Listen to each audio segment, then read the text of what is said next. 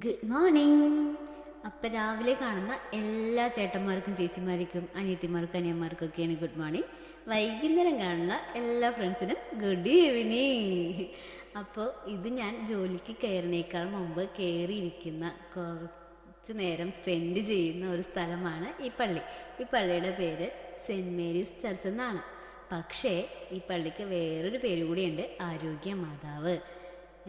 ഈ മാതാവിൻ്റെ അടുത്ത് വന്ന് പ്രാർത്ഥിച്ച എല്ലാ അസുഖക്കാർക്കും സുഖപ്പെട്ടിട്ടുണ്ടെന്നാണ് അറിവ്. ഇവിടെ അത് തന്നെയാണ് എല്ലാ രോഗികളും വന്ന് പ്രാർത്ഥിക്കാനുള്ള കാരണവും. അപ്പം ഇതിൻ്റെ ഉള്ളിൽ ഈ പെയിൻറ്റിങ്സും കാര്യങ്ങളൊക്കെ കാണാനായിട്ട് അതിമനോഹരമാണ്.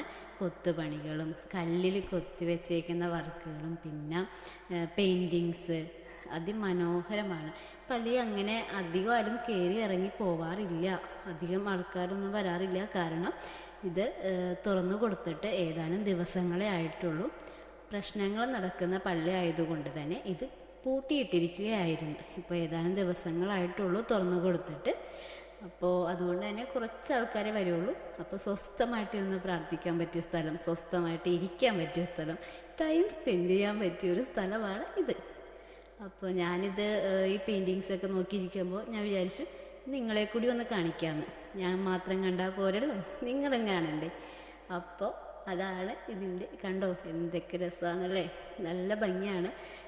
ഈ സൈഡിൽ കൊടുത്തിരിക്കുന്ന യേശുവിൻ്റെ ജനനമാണ്, ആ സൈഡിൽ കൊടുത്തിരിക്കുന്നത് യേശുവിൻ്റെ ഉദ്ധാനമാണ്. കണ്ടോ, ആരുമില്ല. ഇത്രയും കാട്ടിക്കഴിഞ്ഞപ്പോൾ എനിക്ക് തോന്നി എൻ്റെ കയ്യിലുള്ള കൂട്ടവും കൂടി ഒന്ന് കാണിക്കണമെന്ന്. ഇത് ഒരു കുഞ്ഞ് ബൈബിളാണ്. ഇതെൻ്റെ ബാഗിൽ എപ്പോഴും ഉണ്ടാവും, ഈ കൊന്തേ കയ്യിലുണ്ടാവും കേട്ടോ. അപ്പം നിങ്ങളെ കൂടി ഒന്ന് കാണിക്കാമെന്ന് വിചാരിച്ചു. എനിക്ക് സങ്കടം വരുമ്പോഴൊക്കെ ഞാൻ ഈ ബൈബിളെടുത്ത് വായിക്കാറുണ്ട്. അപ്പം അതിൽ നിന്ന് എനിക്ക് ഉത്തരവും കിട്ടാറുണ്ട്. പിന്നെ ഒക്ടോബർ മാസം ആയതുകൊണ്ട് തന്നെ മാതാവിനെ അടിപൊളിയായിട്ടാണ് ഒരുക്കി വെച്ചിരിക്കുന്നത്. കണ്ടോ, സാരിയൊക്കെ ഉടുപ്പിച്ചിരിക്കുന്നത് കണ്ടോ, അതിൻ്റെ ഭംഗി ഇത് പറയാണ്ട് വയ്യ. ഒരു പ്രത്യേക കഴിവ് തന്നെയാണിത്, സാരിയിലൊക്കെ ഇങ്ങനെ ഉടുപ്പിച്ച് ഒരുക്കി നിർത്താനായിട്ട്. പിന്നെ അപ്പുറത്ത് തന്നെ കർത്താവിൻ്റെ രൂപമുണ്ട്. ആ രൂപത്തിൻ്റെ പ്രത്യേകത എന്താണെന്ന് വെച്ചാൽ നമ്മൾ ദൂരേന്ന് നിന്ന് നോക്കുമ്പോൾ രൂപം കണ്ണടച്ച് നിൽക്കുന്നതായിട്ടാണ് നമുക്ക് തോന്നുന്നത്. അടുത്ത് വരുമ്പോഴാണ് നമ്മളെ നോക്കുന്നതായിട്ട് നമുക്ക് മനസ്സിലാവുള്ളൂ. അതാണ് ഈ രൂപത്തിൻ്റെ പ്രത്യേകത. പിന്നെ ഈ അൾത്താരയുടെ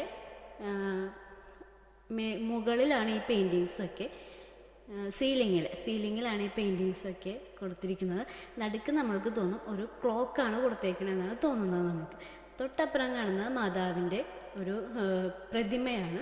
അത് കല്ലിൽ കൊത്തി വെച്ചിരിക്കുന്നതാണ്, പെയിൻ്റ് അല്ല അത്. ഇങ്ങോട്ട് മതിലിനോട് കുറച്ചും കൂടി ചാടിയാണ് നിൽക്കുന്നത്. ഇതൊക്കെയാണ്, ഇത്രയൊക്കെ ഉള്ളൂ കാണിക്കാനായിട്ട്. അപ്പം നിങ്ങൾക്ക് ഈ വീഡിയോ ഇഷ്ടമായെന്ന് വിചാരിക്കുന്നു. ഓക്കെ, നിങ്ങളുടെ പണി നടക്കട്ടെ. എന്നാൽ ഞാൻ പോട്ടെ, ബൈ.